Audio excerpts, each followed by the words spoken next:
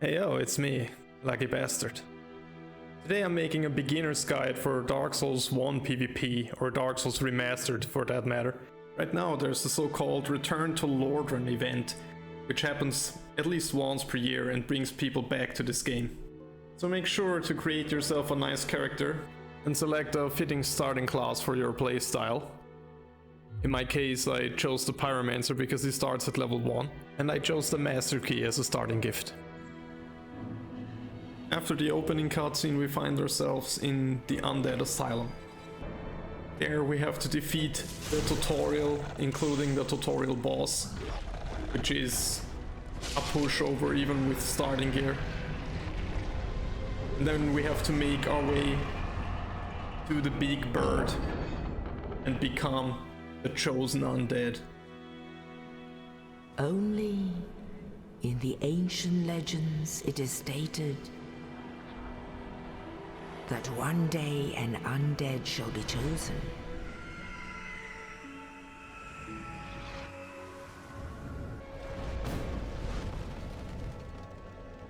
The big bird takes us all the way to Firelink Shrine, which is going to be our hub area in this game.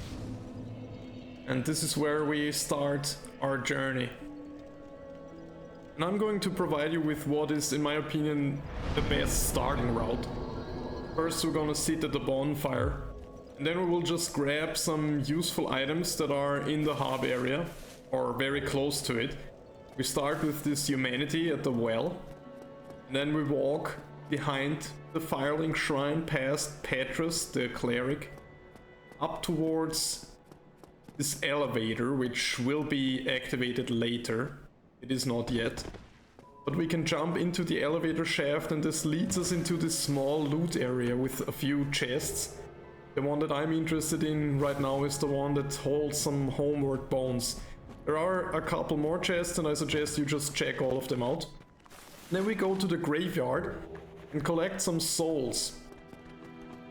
You will soon see that these souls have a very important purpose for our fast start strategy.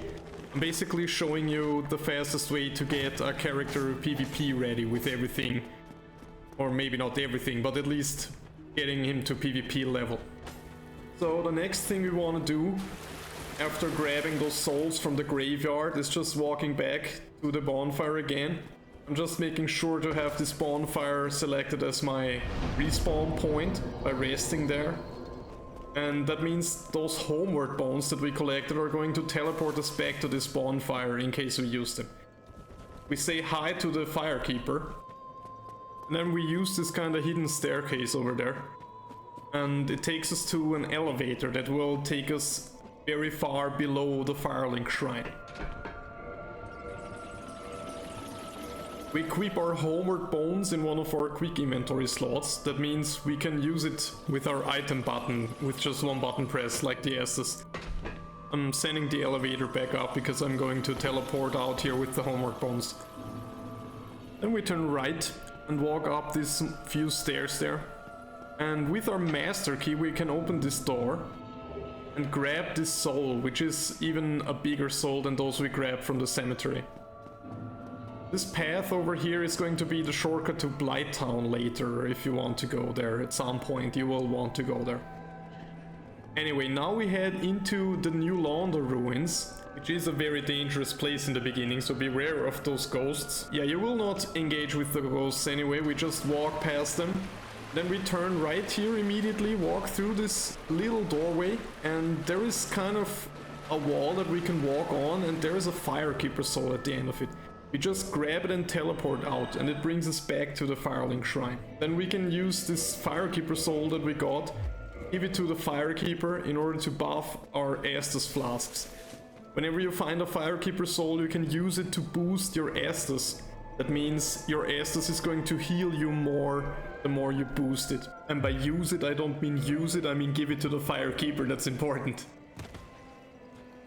Okay, so now after we did that, we're going to actually head into the first area of the game, which is Undead Burg. Therefore we head past the bonfire, up those stairs. There's a few guys that I'm just going to ignore. Then we walk through this tunnel, or aqueduct rather, And now I'm gonna start taking out those guys. We entered the Undead Berg area. And the purpose of taking them out is that I need a specific soul count. I'm going to need 3,000 souls. I'm also going to pick up this small soul just for demonstration purpose. Don't get scared by the dragon. Then just fight your way through those starting enemies. They are, well, not really a threat usually. Even with starting gear, naked at level 1. So here is the next bonfire, but I'm not gonna take it immediately.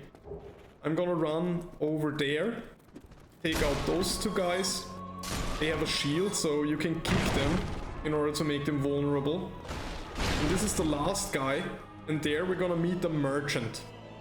Well now, you seem to have your wits about you, hmm? Then you are a welcome customer. I trade for souls. Everything's for sale.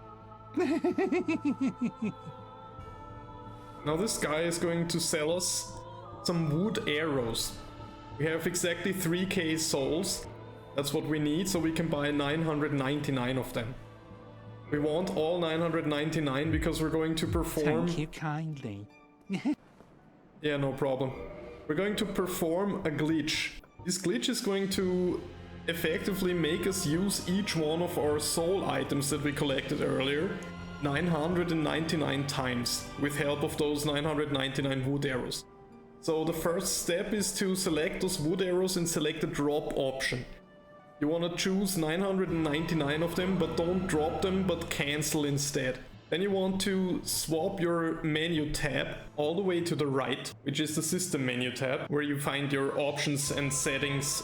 And you can also quit the game here. Oh yeah, a quick disclaimer. If you're playing on console, this specific glitch is probably not gonna work for you. What I'm going to show here is a PC specific feature. I'm very sorry if that's the case for you. Okay, so you're going to place your mouse cursor over the bag symbol, which is the symbol for the item tab, and it takes you to the item tab if you click on it. Then you also want to have the quit game option selected. If you now either hit the E key or the confirm button on your controller, you will open this prompt that asks you if you really want to quit the game. And now we do it at the same time. You will see that the menu tab opens, but at the same time you get this prompt.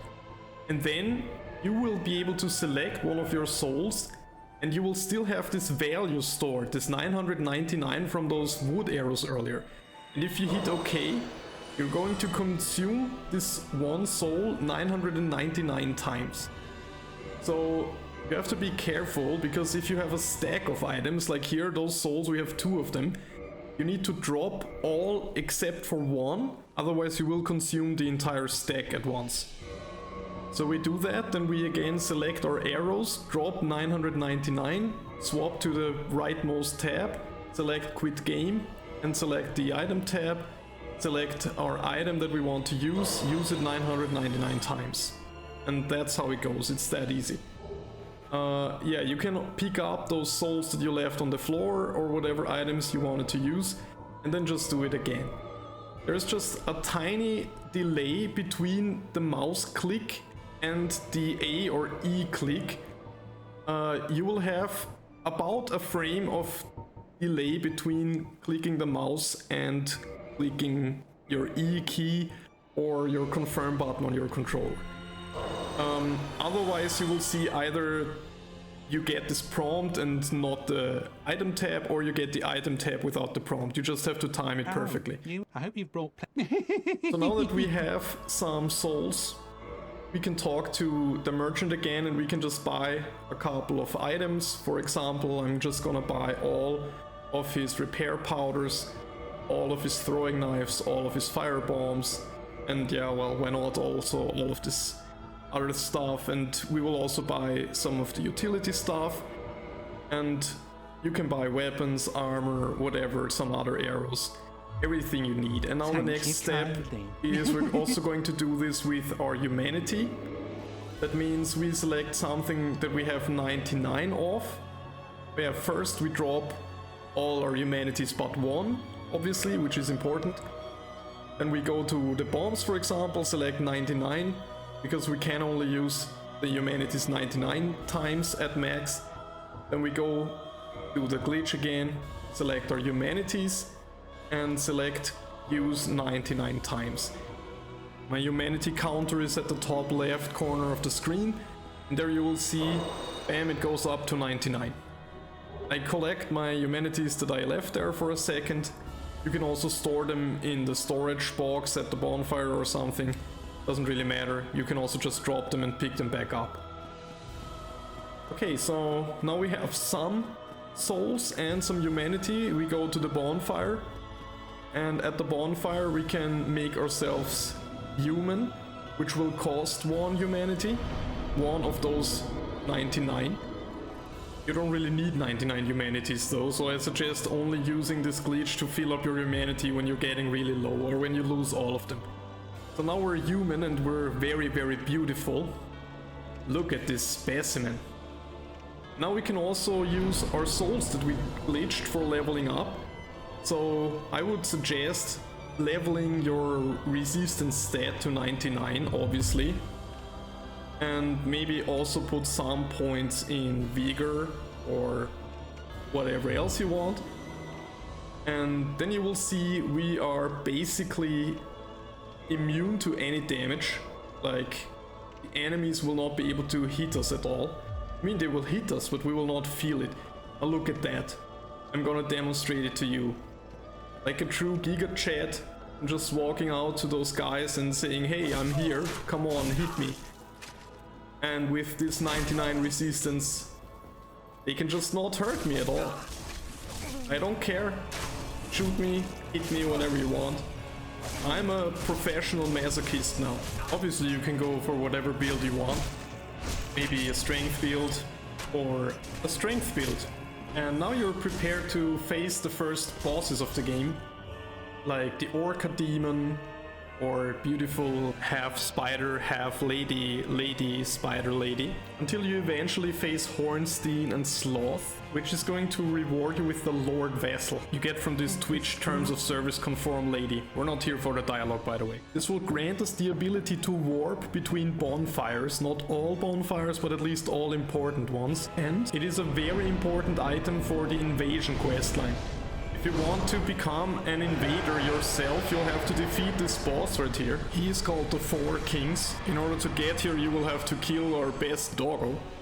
But well, the most important thing is that you don't talk to the snake at Firelink Shrine until you get there. Because this snake guy here in the back is the one that we want to talk to as invaders. Okay, so now that you know how to partake in PvP, it's time for the actual beginner's guide. First of all, taking a break. Everybody needs to take a break every now and then.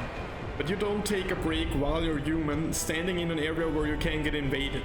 That's just an invitation for trouble, I'm sorry. Dark Souls will save your progress literally every few steps. So there's no excuse for not just quitting out of the game into the main menu and loading back in when you're ready again. Look at this guy. He's taking a break, probably taking a leak or something, while standing here next to some very dangerous mobs. I'm not even attacking him, like I'm just waiting for those guys to shoot him. That's all. You don't want to be this guy. Next lesson. A friendly invader. See, this guy is heavily poisoned.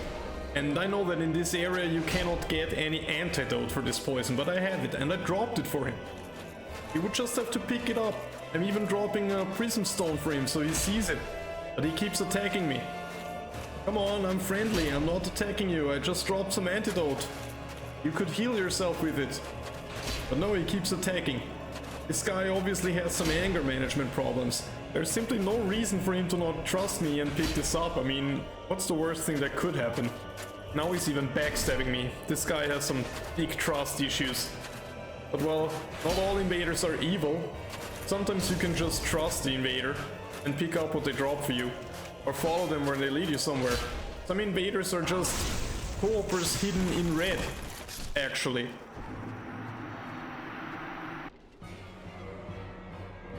Now for the next lesson I invited some actual co-opers. And they're standing here in the Duke's archives and there's an archer somewhere. And the archer is shooting at the phantom. So I'm just waving at them nicely with my shield wiggling so they can pass me. And now I'm about to teach them another lesson. Never trust an invader. You see, those guys were just trying to get away from this archer, and arguably that was a good idea, and I let them do that. But that doesn't mean that I'm not going to take their organs and sell them on the black market. I'm joking, I'm joking. The next lesson is going to be very important for every one of you. It's about the invader that seems to be less aggressive than you would expect him to be. Or in other words, never trust an invader who refrains from killing you when he gets a chance to do so. Because he might be thinking about something else. He might have some even more sinister plan in mind. There are a few fates that are worse than death. Because in this game you can just respawn. But if you aggro an NPC, for example, Solaire, who is sitting here right next to the bonfire, he will just be mad at you, and you will respawn at this bonfire, and you can put away your weapon all you want. You can signalize surrender all you want to Solaire. He doesn't care. You're his enemy now. Friendship ended with Solaire. He hates you now, which takes us immediately to the next lesson. Don't get salty in PvP and write some stupid shit towards other players on Steam, or add a player in your platform's chat feature or whatever, and do that. It's absolutely pointless, and in the end you will only get even more annoyed, or maybe even end up in a salt compilation of some sort. Now this guy is going to teach us another very important lesson. It's about healing. Sometimes you can get a heal in when your opponent is incapacitated for a moment, but if that's not the case, in this game you really should not drink in someone's face. You can put your back against the wall to prevent getting punished for a heal, but you gotta be very careful. The next lesson is going to be pretty obvious to everyone who sees this. Don't overswing. If you're using a big ass weapon, like this demon great axe, then it's gonna take a while to swing and you're gonna be exposed during that. The next clip will show us two beginner mistakes. First, he did not expect the unexpected, and second, he's overswinging. Oh man.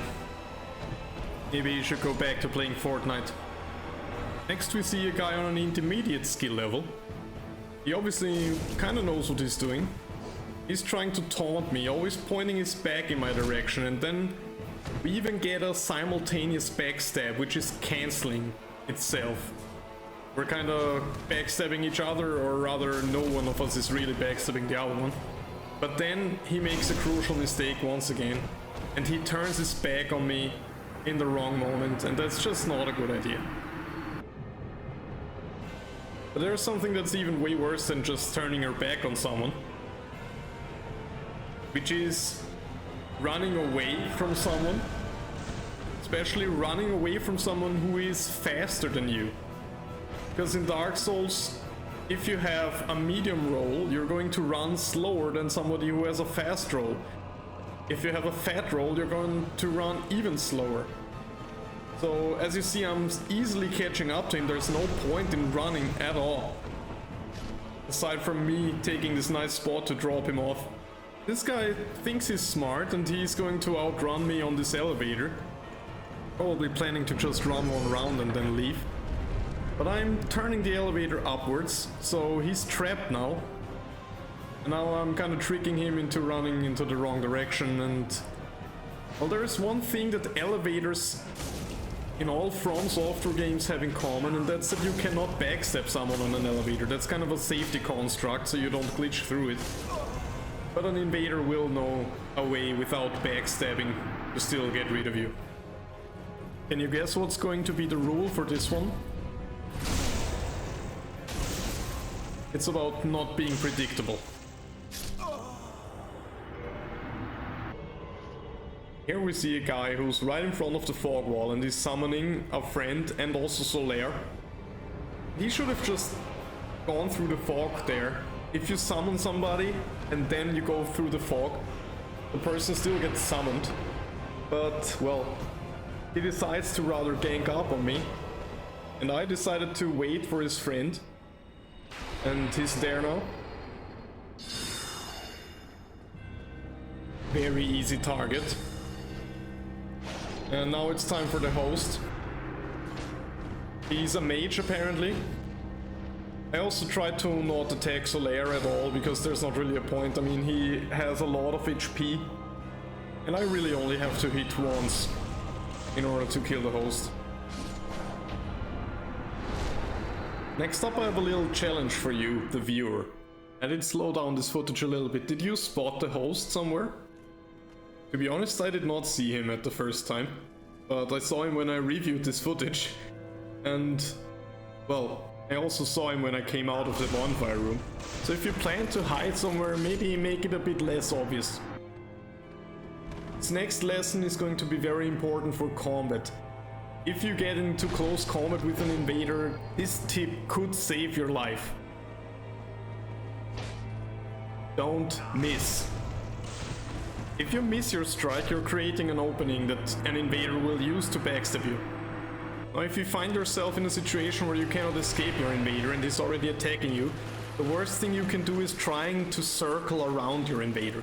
Because your invader will most likely use this opportunity to just counter circle around you and backstab you immediately. Sometimes in this game invaders will do funny stuff in order to just make it a bit more interesting for themselves. They will just refrain from attacking you and wait for you to summon so that it's a 2v1 instead of a 1v1, just because they feel like they need the challenge. It's just like a cat playing with a mouse before eating it. So if you are being reduced to food, try to be delicious food at least. What I mean by that is try to be a resisting target and don't just surrender. Like this guy, he really did his best. Props to him for fighting alongside Solaire. Now we're going to see another really good fight. This guy with his gigantic club is trying to smack me.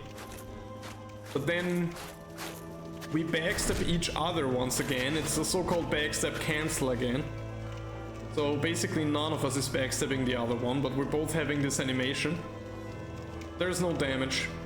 And it seems like it was his first time maybe of this happening. He seems very confused. And so he just loses all his composure and attacks randomly. In the next clip we see a team of 3 and all of them are making some grave mistakes. First guy is obviously getting hypnotized by my slinky movements here.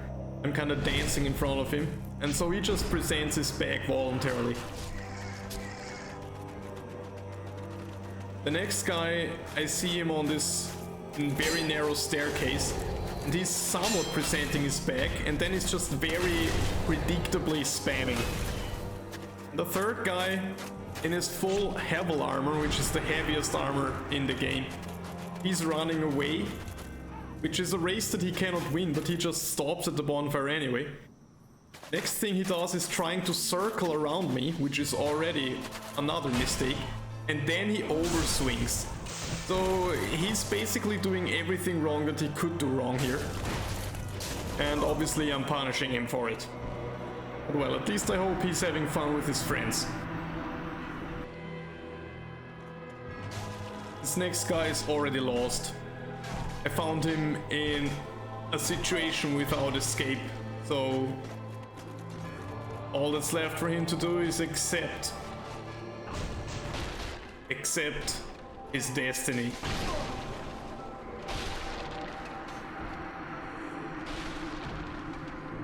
But as much as you sometimes feel destined to win a fight if all odds are on your side, you should never feel safe. This is also something Dark Souls should teach you.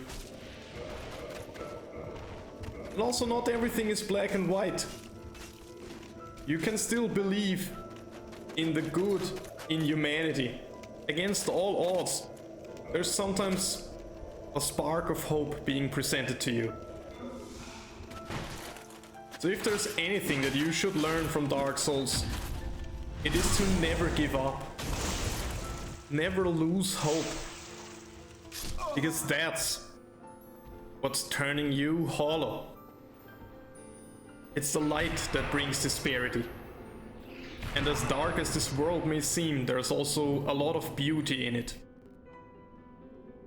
And nothing is stronger than the power of friendship.